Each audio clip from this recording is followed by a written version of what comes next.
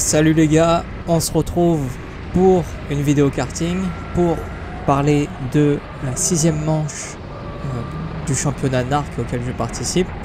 6e manche du championnat qui se passe du coup à Saint-Michel-Chef-Chef sur le circuit du Racing Kart Jade. Une manche qui est dite insolite dans le championnat tout simplement parce que on fait les essais en piste en sens inverse, comme on peut le voir là tout de suite. On est en sens inverse par rapport au sens normal de la piste. On fera la course 1 en sens normal du coup, en sens horaire. Et la finale, la course 2, se fera en sens inverse, encore une fois, en sens anti-horaire. Donc, comme tu peux le voir là sur la piste tout de suite, donc on vient de sortir des stands. C'est très mouillé, c'est humide, c'est du gras humide plutôt. Il a plu toute la nuit et le matin il pleuvait pas, donc la piste est toujours pour l'instant un peu humide. Donc là l'objectif ça va être de trouver ses marques, trouver ses points de repère, ses trajectoires pour essayer de faire un bon temps et être directement dans les 13 premiers parce qu'aujourd'hui on est 26. Et du coup, le groupe A est composé de 13 personnes et le groupe B est 13 personnes aussi. Et tout de suite, on remarque que en haut, dans la partie du haut, la partie haute du circuit, donc juste après là, on va y arriver. Je vais vous mettre le meilleur tour directement. Voilà. La partie haute du circuit, en fait, c'est là où il y a le moins d'adhérence. Parce que c'est la piste qui est moins roulée ou qui est roulée juste pour les juniors. On voit que là, je pars complètement hors du circuit. Et ici, ça va se faire tout en glisse. C'est vraiment très lent. Et même avec un peu de vitesse, ça s'ouvre, ça survire. On sait pas quoi faire. On sait pas quelle trajectoire prendre parce qu'il n'y a rien qui grippe, il n'y a rien qui accroche. Donc vraiment, c'est de l'impro. Alors que là, je rate complètement mon épingle. Ici, c'est pareil. On n'est même pas à 30 km/h. C'est assez frustrant comme exercice parce qu'il faut trouver la bonne trajectoire tout en étant le moins lent possible. Là aussi c'est complètement raté, ça me fait une mauvaise sortie et je suis en fait même obligé de prendre la terre, l'herbe pour pouvoir essayer d'accrocher, pour pouvoir espérer tourner parce que sur la piste il y a vraiment pas de grip et vu que j'ai très peu d'expérience sur piste humide, forcément je suis pas à l'aise, je suis pas très rapide, j'ai du mal à m'adapter. Ce qui fait que, alors qu'on voit ici qu'il y a quand même un peu plus d'adhérence qu'en haut, on prend quand même plus de vitesse en bas du circuit. Et donc oui, vu que j'ai très peu d'expérience, j'ai pas beaucoup l'habitude de faire du karting sur piste humide, sous la pluie, et mes résultats, mes chronos s'en retrouvent impactés. Si on peut le voir. Alors que j'essaye de pousser un peu plus, je fais des erreurs et je me sors ou je fais des têtes à queue comme ici en haut en commençant mon dernier tour. Et puis une autre, parce qu'il n'y a pas eu assez de glisse jusqu'à maintenant. Et on se retrouve vite fait à la fin de la session, 10 minutes, ça passe vite sur un tour qui fait 1 minute 30 sous la pluie. Donc voilà, je termine 7ème de la qualif. C'est vraiment pas terrible, ça fait que je vais partir, je crois, 4ème du groupe B. Donc ça me place 17ème sur 26. C'est vraiment pas terrible. Sachant que dans les deux derniers tours, je pouvais améliorer. Parce que mon meilleur tour était vraiment pas top. Mais j'ai fait des erreurs, j'ai voulu trop pousser et du coup ça n'a pas marché.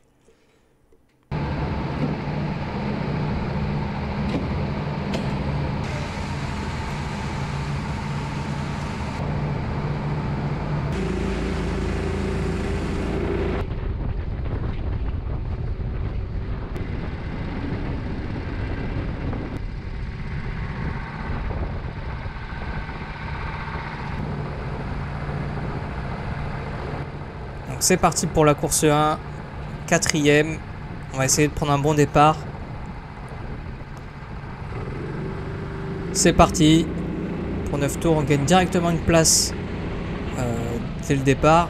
On essaye de garder à l'intérieur ici. On va gagner une deuxième place sur Antoine qui est parti au large. Et rester derrière Louison. On prend une bonne sortie ici à la sortie de la deuxième épingle plutôt. Pour la remontée. Et il faut savoir que juste pour ce début de course, on a eu qu'un seul tour. On a eu un tour de chauffe pour pouvoir prendre nos repères. Et c'est tout. Donc là on a 0 repère, on connaît pas la piste. Dans ce sens là en tout cas. Et donc il y a moyen de jouer sur les erreurs des autres. Et de pouvoir en tirer un avantage. Si nous on fait pas d'erreur évidemment. Donc je reste au contact de Louison pour l'instant. On essaye tous de trouver nos marques, nos trajectoires. Et surtout en haut de la piste. Hein. Vraiment c'est là où il n'y a vraiment pas de grip. Donc là je rate encore cette épingle. Et ici Louison il va partir à la faute. Il est rentré un peu trop fort. Il est parti à la faute. Ça me fait que je passe en première place. Voilà, avant la fin du premier tour je passe en première place. Mais malheureusement on va voir Damien qui fait des grands signes là-bas pour dire qu'on refait un départ. Tout simplement parce que quelqu'un a calé en fait sur le départ et il n'a pas pu partir. Donc on doit refaire un départ. Et à ce moment-là j'ai vraiment le seum. Hein, parce que j'ai fait un super départ. J'ai gagné une place, 2 places et puis la première place à la fin du tour. Dommage. Mais on va essayer de refaire ça. Pour le deuxième départ, toujours pour la première course et c'est parti. On refait la même, on gagne directement une position, on est 3ème. Mais ici Antoine il va pas faire la même erreur. Il va se mettre à l'intérieur pour me bloquer. Mais ici je vais être assez agressif et je vais directement plonger à l'intérieur. Parce que j'ai vu qu'il élargissait la trajectoire pour pouvoir repiquer. Mais on va voir le replay, c'est assez litigieux en fait. Je le touche à peine, ce qui fait que il y a un effet bizarre qui fait que on se colle et c'est limite si je l'ai foutu en tête à queue. C'est assez litigieux. Antoine n'a pas porté réclamation suite à ça. Je savais que j'étais plus rapide donc il fallait que je le passe au plus vite alors que là je me rate complètement. Je regarde derrière pour voir s'ils sont tout prêts et effectivement ils sont tout prêts. Ici Louison ne refera pas la même erreur. Heureusement pour lui, malheureusement pour moi. Et on va finir le premier tour en deuxième position. Et on se retrouve directement au dernier tour, tout simplement parce que Louison s'est échappé dans les premiers tours. Après j'ai commencé à bien prendre le rythme. Donc on s'est changé les meilleurs tours et on voit directement que la piste a vachement séché. Enfin, elle n'a pas séché, on voit des parties qui sont bien plus claires qu'au début de la course. Ce qui fait que les temps autour en fait sont tombés de 6 à 7 secondes depuis le début de la course. Je crois qu'au début de la course on tournait en 1.23, 1.24, ouais je crois. Et à la fin de la course on tournait en 1.16, 1.17 pour les plus rapides. Donc vraiment on prend plus de vitesse. On peut prendre un peu plus de risques et ça demande par contre de s'adapter au fur et à mesure au fur et à mesure de la course. Même si sur le haut de la piste, il y a vraiment toujours cette patinoire, surtout ici sur le double gauche où vraiment ça accroche pas du tout. Ce qui fait un gros contraste en fait avec le bas de la piste, ce qui est assez perturbant en fait. Ton cerveau tu dois le mettre à jour, limite tu dois le changer en fait. T'as pas les mêmes repères, t'as pas les mêmes réflexes. Et c'est la fin de la première course que Louison a mené. Voilà, il m'a mis 9 secondes. On a tous fait notre meilleur temps dans le dernier tour. Une 16-4 pour Louison sur le dernier tour. Bien joué à lui, belle victoire. Et du coup on passe pour la deuxième course, on passe en groupe A avec Louison, Mathéo derrière et Léonard. On passait en groupe A et on sera donc placé 11e pour la deuxième course. Et à partir de là, on va voir ce qu'on peut faire pour la course 2 de 15 minutes et qui sera en sens inverse du coup, qui sera pas dans le même sens que cette course 1.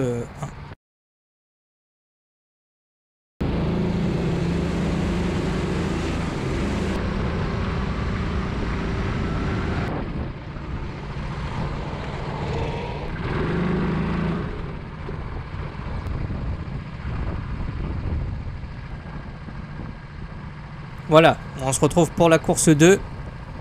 Directement. Là, le départ est pas côte à côte, mais plutôt style F1 pour éviter tout accrochage.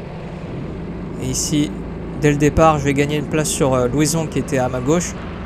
Et je vais passer 10e. Je me retrouve directement derrière Samuel.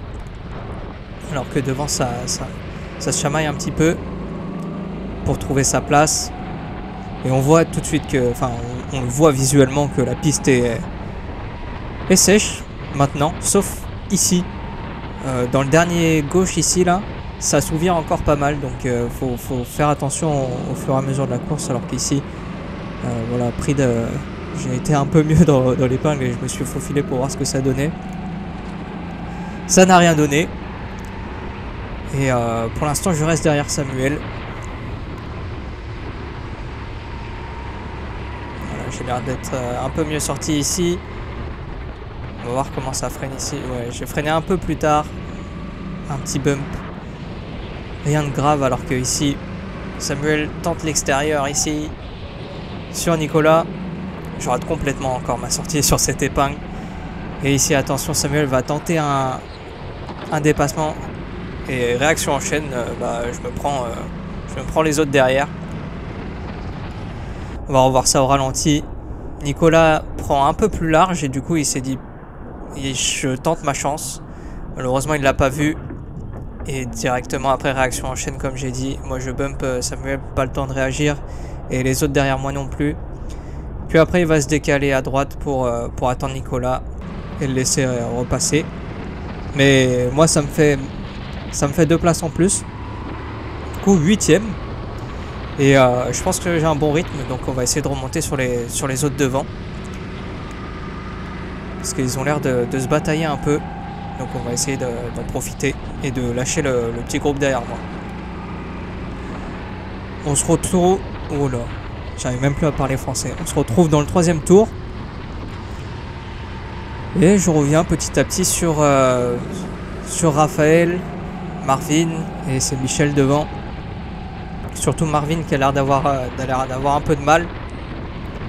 Et il faut savoir que sur cette piste c'est très compliqué de dépasser. Enfin, en tout cas de dépasser proprement. Pas à la SWS j'ai envie de dire. Dépasser proprement sur ce circuit c'est vraiment très compliqué. Sachant qu'on freine pas beaucoup. Ou très peu. Du coup ouais. Vraiment compliqué de dépasser. Alors que ici, je profite de l'erreur de Raphaël pour le dépasser et passer 7e. On va se batailler à 3 pendant un moment, pendant cette deuxième course avec Raphaël et Marvin. Parce que tous les deux, on essaiera en fait de dépasser Marvin qui a l'air plus lent et qui a l'air d'avoir plus de mal sur le haut du circuit. Comme on le voit ici, il a l'air d'avoir du mal à trouver ses trajectoires. Et même du mal un peu au niveau des freinages. Il me le dira ça après la course qu'au niveau des freinages c'était vraiment pas ça et qu'il avait beaucoup de mal. Et ça se voit en tout cas surtout sur le haut du circuit parce que sur le bas il arrive à avoir un bon rythme. Et du coup ce qui va être compliqué sur ces tours là ça va être d'essayer de dépasser Marvin sans se faire dépasser par Raphaël derrière. Et pour l'instant, ça s'annonce compliqué. Je crois que Marvin défend bien, il utilise bien toute la piste, il utilise bien... Enfin, il place son kart là où il faut pour pas se faire dépasser. Alors qu'ici, j'essaie de tenter quelque chose pour avoir une meilleure sortie. Et j'ai une meilleure sortie, sauf que après, c'est un peu compliqué de dépasser dans cet enchaînement assez rapide. C'est même pas possible.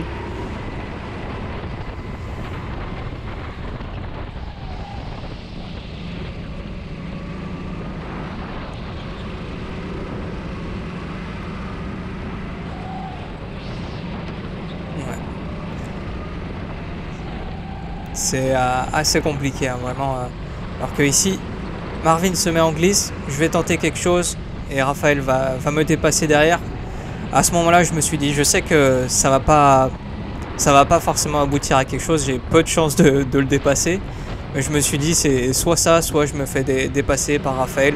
alors autant essayer et se faire dépasser. Donc j'ai tenté, ça n'a pas marché. Je vais me placer derrière Raphaël pour voir ce que lui il peut faire, pour voir si lui il va y arriver et essayer d'en profiter. Alors que ici je me rate complètement à la sortie de l'épingle, même à la sortie de cette deuxième épingle, alors que Raphaël allait tenter l'extérieur ici. On est au 6e tour déjà, toujours derrière Marvin et Raphaël. Et ici Raphaël tente un truc assez osé. Et ici j'aurais pu me mettre à l'intérieur, sauf que j'ai pas osé. Je me suis dit non, je veux voir s'il va tenter autre chose sur Marvin pour pouvoir aussi en profiter. Là vraiment je jouais la carte de l'observateur, sachant que les autres derrière ne revenaient pas et les autres pilotes devant étaient un peu trop loin pour pouvoir espérer les rattraper après. Donc vraiment je temporisais, je regardais ce que Raphaël allait faire. Et ici il va croiser, il va prendre une meilleure sortie de virage que Marvin, alors que Marvin se rate complètement en sortie. Et il a réussi à le dépasser. Et là je me dis, il faut que j'ai pas réussi à le suivre, donc il va falloir que je tente ma chance pour éviter que Raphaël me sème. Parce que à ce moment-là de la course je pensais avoir un meilleur rythme que Raphaël tout simplement. Donc on va essayer de dépasser Marvin le plus rapidement possible et perdre le moins de temps possible. Ici aussi je pense que j'aurais pu me... Ah non, on est côte à côte, mais il maintient à l'extérieur. Pour l'instant Marvin reste devant alors que Raphaël commence à s'échapper petit à petit. Malheureusement pour moi ça fait pas mes affaires. La défense de Marvin est solide. C'est pas tout de suite que je vais le dépasser, à moins que là je me retrouve assez près de lui. Je sais qu'il a un peu plus de mal sur le haut du circuit. Voilà, on essaye de... Et ici je vais tenter à l'intérieur et je vais maintenir à l'extérieur. Il me laisse de la place, il me laisse juste la place qu'il faut pour placer mon kart à l'extérieur. Et ici j'ai l'intérieur pour le double droite et je vais prendre la place. Je vais passer enfin 7ème. Malheureusement on aura perdu beaucoup de temps. Du coup Raphaël est déjà trop loin pour que je puisse le rattraper, et même il aura un meilleur rythme sur la fin de course par rapport à moi. Et du coup on va se retrouver à au dernier tour pour finir à une belle 7ème place. Un peu chanceux, on va pas se mentir, avec l'accrochage du début de course, mais une très belle bataille avec Raphaël et Marvin. 7ème pour cette deuxième course qui me placera 10ème au général de la manche sur 26. De retour dans le top 10 au général. Je crois que sur le classement du championnat ça me classe 11ème ou 12ème je crois. Donc c'est pas dégueulasse. L'objectif c'est le top 10, on va voir ce qu'on peut faire. Voilà, en tout cas c'est tout pour cette vidéo karting les gars. J'espère que ça vous aura plu. Si c'est le cas, laissez un petit j'aime. Et puis voilà, un petit commentaire si vous aimeriez voir d'autres choses sur ces courses de karting. Si vous avez des suggestions, des critiques d'ailleurs, n'hésitez pas. Et puis on se dit à la prochaine vidéo. Allez, à plus sur la piste les gars, ciao.